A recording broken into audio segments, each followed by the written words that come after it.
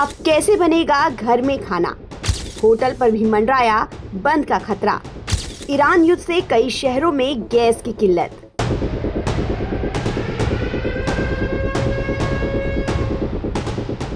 Middle east में चल रही लड़ाई का असर अब भारत पर भी दिखने लगा है।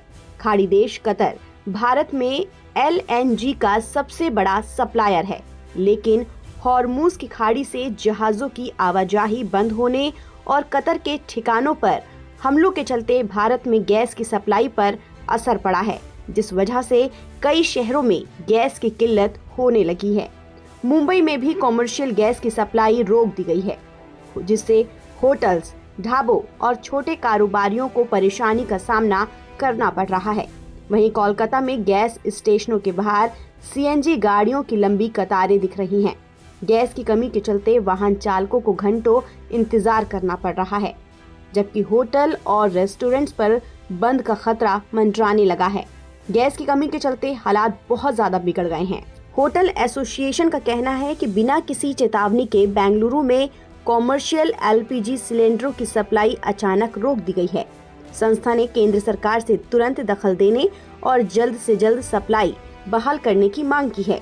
एसोसिएशन का कहना है कि अगर LPG की सप्लाई जल्द सामान्य नहीं हुई तो अगले कुछ दिन में शहर के सभी रेस्टोरेंट्स बंद हो सकते हैं। इससे न केवल होटल कारोबार बल्कि हजारों कर्मचारियों की रोजी रोटी पर भी असर पड़ सकता है। इस बीच LPG संकट पर पेट्रोलियम और नेचुरल गैस मंत्रालय ने बयान जारी किया है। बयान में रसोई गैस और PNG की घरेलू सप्लाई को तरजीह देते हुए कुछ एहतियाती कदम उठाए गए हैं। इनमें LPG सिलेंडर की सप्लाई में कमी और घरेलू गैस का बुकिंग टाइम बढ़ा दिया गया है। पहले आप 15 दिन में सिलेंडर बुक कर सकते थे, लेकिन अब गैस बुकिंग की अवधि 15 से बढ़ाकर 25 कर दी गई है।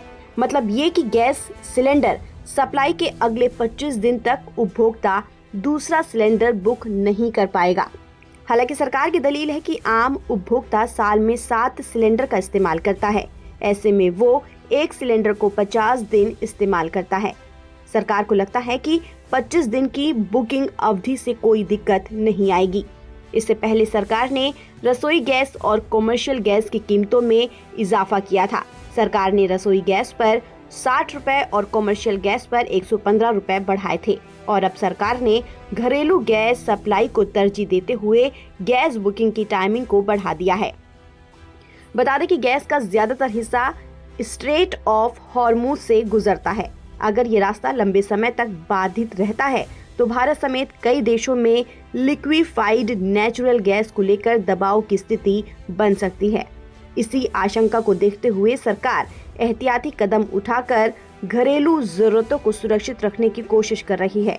आने वाले दिनों में पश्चिम एशिया की स्थिति पर काफी कुछ निर्भर करेगा कि ये संकट कितना गहराता है और भारत की ऊर्जा आपूर्ति पर कितना असर पड़ता है। ऐसे में सवाल ये उठ रहा है कि क्या एक बार फिर गैस की कीमतों में इजाफा होगा। ताज़ा अपडेट के लिए आप बने रहिए नवभारत टाइम्स के साथ।